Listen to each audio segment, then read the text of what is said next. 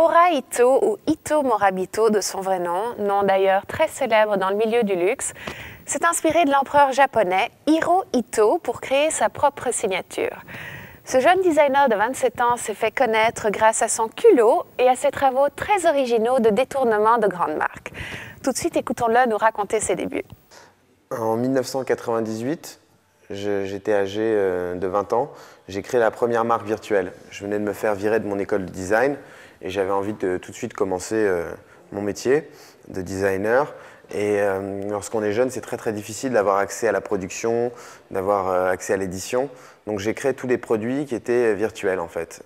C'est-à-dire qu'ils étaient modélisés en images de synthèse et ensuite diffusés sur mon site internet. Et puis après ça, ça a eu beaucoup d'intérêt. J'ai commencé à avoir pas mal de publications sur cette marque-là qui était complètement virtuelle. On ne pouvait pas toucher les produits, on pouvait les voir qu'à travers un écran d'ordinateur.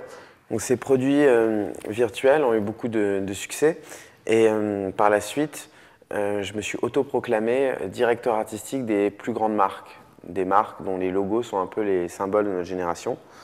Et dans ces marques-là, il y avait Vuitton, il y avait Nike, il y avait Visa, il y avait Apple, il y avait Gucci, il y avait Bic. Et donc en fait, je me suis mis à la place du directeur artistique de ces marques et j'ai réinventé des produits pour ces marques-là, mais sans leur demander l'autorisation. J'ai encore une fois diffusé ces produits sur le net et là, ça a été encore un plus grand succès puisque les gens ont vraiment cru que les produits existaient. Donc les Japonais se sont mis à aller des cars de Japonais arrivés sur les Champs-Élysées devant la boutique Louis Vuitton pour réclamer le sac que j'avais fait. Malheureusement, il n'existait pas. Et donc après, toute la presse s'est emparée un petit peu de cette histoire.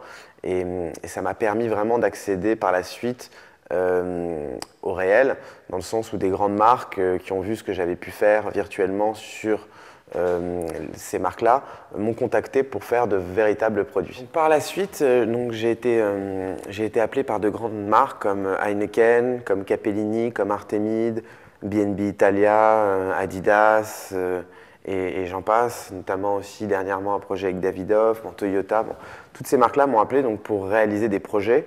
Et dès le début, j'ai imposé une vision très transversale, c'est-à-dire que je travaille pas uniquement sur une seule catégorie de produits, mais tous les objets m'intéressent, que ce soit une voiture, une bouteille d'eau ou un vase. Pour moi, le principe est le même en fait. Donc c'était vraiment ça qui était important pour moi, c'était d'insister sur la transversalité parce que comme ça, j'ai jamais l'impression de faire le même boulot et tous les jours c'est une histoire différente, une nouvelle aventure on va dire. Mon dernier gros projet c'est l'ouverture du flagship Toyota sur les Champs-Élysées. Donc j'ai été contacté par la marque Toyota pour retravailler toute l'identité architecturale de la marque. On a ouvert le premier flagship à Paris, qui est censé vraiment représenter toute l'identité de la marque à travers cet espace, qui est une sorte de vitrine mondiale pour la marque Toyota. Et par la suite, on va continuer à décliner cette identité sur d'autres showrooms qui vont être partout en Europe. Ce qui est intéressant dans mon métier, dans le design, c'est vraiment la possibilité de travailler sur plein de différents projets. Et même si j'ai déjà fait pas mal de produits, il me reste tellement de choses encore à faire, comme des bateaux, des avions, un hôtel, enfin ça reste très vaste tout ça. Et en même temps, il y a d'autres choses aussi que j'aimerais faire. Par exemple, j'ai un projet depuis longtemps, j'adorerais réaliser un film. Ça, c'est un de mes grands fantasmes.